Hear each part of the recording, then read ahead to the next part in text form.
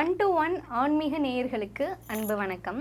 நம்ம சேனலில் தொடர்ந்து ஜோதிடம் தொடர்பான விழிப்புணர்வு நிகழ்ச்சிகளை பார்த்துட்டே இருக்கோம். அந்த வகையில் சந்திரனோடு புதன் சேரும்போது எந்த மாதிரியான பலன்களை கொடுக்குன்னு தெரிஞ்சுக்க போகிறோம். இது குறித்து மூத்த பத்திரிகையாளரும் ஜோதிட ஆய்வாளருமான ராஜேந்திரன் அவர்களிடம் கேட்டு தெரிந்து கொள்ளலாம். வணக்கம் சார். வணக்கம்மா. சந்திரன் எந்த கிரகத்தோட சேர்ந்தாலும் யோகம்னு சொன்னீங்க சார். சந்திரன் புதனோட சேர்ந்தால் என்ன மாதிரியான யோகம் கொடுக்கும் சார்? நல்ல கேள்விமா. அதான் நம்ம ஏற்கனவே சொன்னது தான், சந்திரன் புதனோட சேர்றதா அப்படின்னு நினைப்போம். சந்திரன் அப்படிங்கிறது பார்த்திங்கன்னா அது சுற்றிக்கிட்டே இருக்கிற கிரகம். புதன்கிறது புத்திசாலித்தனக்கு குறிக்கக்கூடிய கிரகம். சந்திரனுங்கிறது அறிவையும் மனசில் நம்ம சேவ் பண்ணி வச்சுருக்கணும் இல்லையா, ஹார்ட் டிஸ்க் மாதிரி, அது கற்பனை திறனுக்குரிய கிரகம் சந்திரன். புதன் அப்படிங்கிறது புத்திசாலித்தனத்துக்குரிய கிரகம். நமக்கு எல்லாம் தெரியுங்கிறதுனால எல்லாருக்கிட்டையும் போய் எல்லாம் பேசிகிட்டு இருக்க முடியாதுல்ல. எந்த நேரத்தில் எந்த வார்த்தையை பயன்படுத்தினா அந்த வார்த்தைக்கு வேல்யூ அதிகங்கிறது தெரியும் இல்லையா. அந்த நேரம் தெரிஞ்சு எந்த இடத்துல இடம் பொருள் ஏவல் அப்படிங்கிறாங்கல்ல, அது தெரிஞ்சு அந்த வார்த்தையோ அதை பயன்படுத்தக்கூடிய கெட்டிகாரத்தனத்தை கொடுக்கறது புதன். பொதுவாக பார்த்திங்கன்னா சந்திரனும் புதனும் பகை கிரகம் தான் எடுப்பாங்க. ரெண்டுமே சுப கிரகம் தான். ஆனால் இதுக்கும் அதுக்கும் ஒத்துக்காது. ஒரு பகை கிரகம்னு பொதுவாக எடுத்தால் கூட அது பெரிய அளவுக்கு பகையாக வேலை பார்க்குறதில்ல. உதாரணத்துக்கு பார்த்திங்கன்னா சந்திரனுடைய வீடு கடகம், சந்திரனுக்கு சொந்தமான ராசி கடகம். இந்த புதன் இந்த ஒரு கிரகத்துக்கும் பகை வீடு சொல்லுவோம் இல்லையா.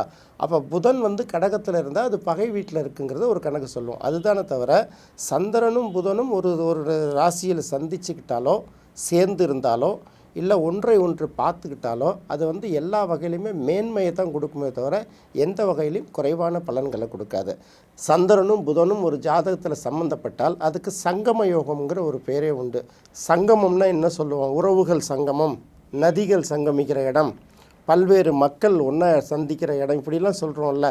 சங்கமங்கிறது பல்வேறு பொருள்களோட சங்கமம், பல்வேறு கூட்டங்களோட சங்கமம், எப்படி வேணாலும் எடுத்துக்கலாம். அப்போ சந்திரனும் புதனும் சேரும்போது சங்கம யோகம் அப்படிங்கிற ஒரு விஷயத்தை குறிக்கிது இல்லையா. இப்போ கன்னியாகுமரி அப்படின்னு சொல்கிறோம்ல, கன்னியாகுமரியில் பார்த்தோன்னா என்ன சொல்கிறோம்? முக்கடலும் சங்கமிக்கிற இடம்னு சொல்கிறோமா இல்லையா. அப்போ அது சங்கமம்ல. அப்போ ஒன்றோட ஒன்று சேர்றது, ஒன்றோட 2 3 சேர்றது, இது எல்லாமே சேர்றது சங்கமம் தானே. அப்போ அந்த இடத்துக்கு பேரும் சந்திரனும் புதனும் ஏதோ ஒரு வகையில் சம்மந்தப்படுதுன்னு அர்த்தம். இப்போ ஆறுகள் 2 3 கூடுது இல்லையா. இப்போ திரிவேணி சங்கமம் அப்படின்னு சொல்லுவாங்க இல்லையா. அலகாபாத்தில் கங்கை யமுனைன்னு 2 நதி ஒன்று சேருது. புராண நதியான சரஸ்வதியும் இதில் போய் இடையில கலந்துக்கிறதுனால இது திரிவேணி சங்கமம். இப்போ 3 நதிகளோட சங்கமம் அப்படின்னு சொல்கிறோம்ல. நம்ம ஊர்லேயே முக்கூடல்னு ஒரு ஏரியா சொல்கிறோம்ல, 3 நதிகள் சங்கமிக்கிறது. திருநெல்வேலி அம்பாசமுத்திரம் பக்கம் இருக்குன்னு நினைக்கிறேன் இல்லையா. முக்கூடல்னு ஒரு ஏரியா சொல்கிறோம். ரொம்ப வேணாம், பவானி, ஈரோடு மாவட்டத்தில் பவானி இருக்கு இல்லையா. பவானியில் பார்த்திங்கன்னா காவேரியும் பவானியும் ஒரு இடத்துல ஒன்றா சங்கமிக்கும். அந்த இடத்துல இருக்கிற கோயிலுக்கு பேர் சங்கம ஈஸ்வரர் கோயில்னு பேர். ஸோ புதனும் சந்திரனும் ஒரு ஜாதகத்தில் பார்வை பெற்றாலும் சேர்க்கை பெற்றாலும் அது சங்கம யோகத்தை கொடுக்கும் அப்படிங்கிறது எடுத்துக்கலாம். சங்கமம் அப்படிங்கிறது என்ன அப்படிங்கிற ஒரு கேள்வி கேட்க முடியும். சங்கமம்னா வெவ்வேறு விஷயங்கள் ஒன்று சேருது அப்படின்னு நம்ம சொல்லியிருக்கோம். அப்போ கூட்டம் கூடக்கூடிய இடம் அப்படின்னு ஒன்று இருக்குல்ல. இப்போ ஷாப்பிங் காம்ப்ளெக்ஸ் இருக்குது அப்படின்னு வச்சுக்கோங்களேன். ஷாப்பிங் காம்ப்ளெக்ஸில் எப்படி இருக்கும்? ஒரே இடத்துல பார்த்திங்கன்னா வெவ்வேறு வகையான பொருள்கள் கிடைக்குமா கிடைக்காதா? இப்படி எல்லாமே சங்கமிக்கிறதுல, அதாவது ஒரே கூரையின் கீழே பல்வேறு பொருட்களும் பல்வேறு சேவைகளும் கிடைக்கிற இடத்துக்கு பேர் சங்கம யோகம்னு பேர். இந்த சங்கம யோகம் ஒருத்தருடைய ஜாதகத்தில் இருந்ததுன்னா, இப்போ சில பேர் பார்த்திங்கன்னா வாடகைக்கு விட்டுருப்பாங்கள்ல, கடைகள்லாம் வாடகைக்கு விடுறாங்கல்ல. ஒரு ஜூஸ் கடை இருக்கும், பக்கத்துலேயே ஒரு டீ கடை இருக்கும், பக்கத்தில் ஒரு ரேஷன் கடை இருக்கும், பக்கத்தில் ஒரு பியூட்டி பார்லர் இருக்கும், பக்கத்தில் ஒரு மெடிக்கல் ஷாப் இருக்கும். அப்போ அந்த ஒரே பில்டிங்குள்ளார வெவ்வேறு விதமான கடைகள் இருக்குல்ல, இதெல்லாம் பார்த்திங்கன்னா சங்கமம். வெவ்வேறு விதமான விஷயங்கள் ஒரே இடத்துல சங்கமம் ஆகுதுல்ல, இதுதான் சங்கம யோகம்னு பேர். இந்த ஒருத்தருடைய ஜாதகத்தில் இந்த சங்கம யோகம் நல்லா இருந்து மறைவிடங்களில் இல்லாமல் வலிமையாக இருந்ததுன்னா, ஷாப்பிங் காம்ப்ளெக்ஸ் கட்டுறாங்கல்ல, ஷாப்பிங் காம்ப்ளெக்ஸோட ஓனர் இருக்காங்கல்ல, அவங்களுக்குலாம் அந்த மாதிரி யோகம் இருந்தால் தான் பண்ண முடியும். நம்ம ஷாப்பிங் மால்லாம் போகிறீங்களா, இதுக்கு யாராவது ஒருத்தவங்க ஓனர் இருக்க தானே செய்வாங்க. ஒன்று கார்ப்பரேட் கம்பெனியாக இருக்கும், அதில் எம்டியை வச்சுக்கலாம். அப்படின்லாம் சாதாரண மனிதர்களை பெரிய பெரிய பில்டிங்கை கட்டி விட்டு ஏகப்பட்ட கடைகளுக்கு வாடகை விட்டுருப்பாங்க இல்லையா. இது எல்லாமே பார்த்திங்கன்னா சங்கம யோகத்தை தான் குறிக்கும். அடுத்தது புதனும் சந்திரனும் சங்கமப்படும் போது இப்போ ஒன்றும் கிடையாது, சில திறமையானவர்கள் இருப்பாங்க. நம்ம பல துறைகளில் பார்க்கலாம். ஒரு எழுத்தாளர் எடுத்திங்கன்னு வச்சுக்கோங்களேன். ஒரு எழுத்தாளர் பார்த்திங்கன்னா சமூகம் சார்ந்த கதைகளை எழுதிட்டு இருப்பாங்க.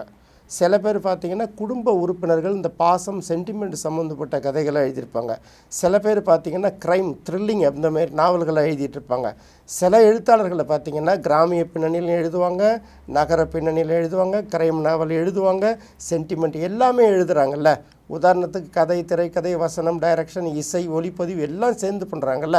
அவங்களுடைய ஜாதகத்துலேயும் பார்த்திங்கன்னா சந்திரனும் புதனும் ஏதாவது ஒரு வகையில் சம்மந்தப்பட்டிருக்கும். அப்போ சங்கம யோகம் உள்ளவங்க வந்து மல்டி ஃபேசட்டட் பர்சனாகவும் இருப்பாங்க. ஒன்று ஆச்சுங்களா.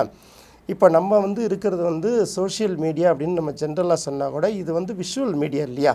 காட்சி திரையில் தானே நீங்களும் நானும் பேசக்கூடிய நிகழ்ச்சிகள் போயிட்டுருக்கு. இந்த யோகம் இருக்கிறவங்க அச்சுத்துறையோடு சம்மந்தப்பட்டவங்களாகவும் இருப்பாங்க. அச்சுத்துறைனா இப்போ பார்த்திங்கன்னா இங்க் இருக்கு இல்லையா, பிரிண்ட் மீடியான்னு தானே சொல்கிறோம். இப்போ நியூஸ் பேப்பர், நியூஸ் பிரிண்ட்டில் பிரிண்ட் ஆகி வருது இல்லை, இந்த துறையோடு சம்மந்தப்பட்டவர்களுக்கும் இந்த காம்பினேஷன் வரும். சந்திரன் புதன் காம்பினேஷன் இருந்தால் தான் அச்சுத்துறையோடு சம்மந்தப்பட முடியும். அப்போ அச்சுத்துறை சம்மந்தப்பட்ட பத்திரிகையாளர்களாக இருக்கலாம், பிரிண்டிங் ப்ரெஸ் வச்சு நடத்தக்கூடியவங்களாக இருக்கலாம், பேக்கேஜிங் இண்டஸ்ட்ரீஸ் வச்சு நடத்துகிறவங்களாக இருக்கலாம். இது எல்லாமே பார்த்திங்கன்னா காம்பினேஷனில் உள்ளவங்க தான் இது சம்மந்தப்பட்ட தொழில்களையோ, இது ஷாப்பிங் காம்ப்ளெக்ஸ் சம்மந்தப்பட்ட வேலை செய்கிறாங்கல்ல, ஷாப்பிங் காம்ப்ளெக்ஸ் போய் வாடகை எடுத்து பிஸ்னஸ் பண்ணுறாங்கல்ல, இவங்களுக்கும் இந்த மாதிரி யோகம் தான் கிடைக்கும். அடுத்தது பார்த்திங்கன்னா இந்த பருத்தி நூல் கண்டுலாம் இருக்குது இல்லையா. இப்போ பருத்தி ஒரு இடத்துல உற்பத்தி ஆகும், மில்லில் அதை துணியாக்குவாங்க, நூலாக்குவாங்க. அந்த நூல்கண்டெல்லாம் வாங்கி வியாபாரம் பண்ணுறாங்கல்ல, நூல்கண்டு மட்டும் செஞ்சு கொடுக்குறாங்கல்ல, பருத்தி சம்மந்தப்பட்ட தொடர்புடைய நூல்கள் தொழில்கள்லாம் இருக்குது இல்லையா.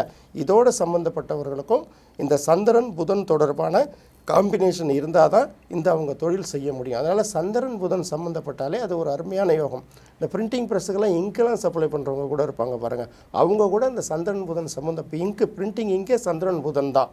இப்போ இதோட தொடர்புடையவர்கள் எல்லாமே சந்திரனோடையும் புதனோடையும் சம்மந்தப்பட்டவர்கள் தான் இதெல்லாம் பண்ண முடியும். அது சங்கம யோகமாக வேலை பார்க்கும். சந்திரனும் புதனும் சேர்ந்தா சங்கம யோகம்னு சொல்லியிருக்கீங்க சார், எல்லாமே ப்ளஸ்ஸாக இருக்குது. இந்த காம்பினேஷன் இருக்கவங்க எந்த மாதிரியான கோயிலுக்கு போனால் நல்லது சார்? ஆமாம்மா, சங்கம யோகம்னு நம்ம ஏற்கனவே சொல்லிட்டோம். சங்கம யோகம்னாலே கூட்டம் கூடுற இடம் இல்லையா. இப்போ அதே மாதிரி பார்த்திங்கன்னா சில மெட்ரோபாலிட்டன் சிட்டி இருக்குல்ல, இப்போ ஒரு சில இந்த ஃப்ளாட்ஸ்லாம் பெரிய இந்த ஹைஃபை ஃப்ளாட்ஸ்லாம் வருதுன்னு பார்த்தீங்கன்னா இந்தியா முழுக்க உள்ள எல்லா ஸ்டேட்டை சேர்ந்தவங்களும் ஒரே இடத்துல இருப்பாங்க, எல்லா மொழி பேசுகிறவங்களும் இருப்பாங்கல்ல. இதுவே கிட்டத்தட்ட ஒரு சங்கம யோகம் தான்.